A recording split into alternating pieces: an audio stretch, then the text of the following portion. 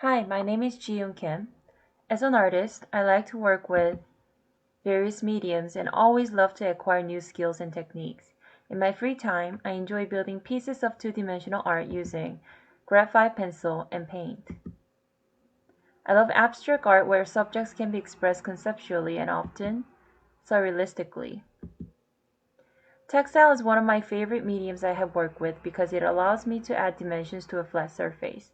The stitched piece, "It is the time you have wasted for your rose that makes your rose so special," is one of my most successful pieces where I conceptually express my favorite quote from a book, Little Prince. I have always appreciated visual art since it helps me to express myself without being judged and to connect with people as a universal language. When I create art, I choose my subjects or themes from any inspiration I get at the time.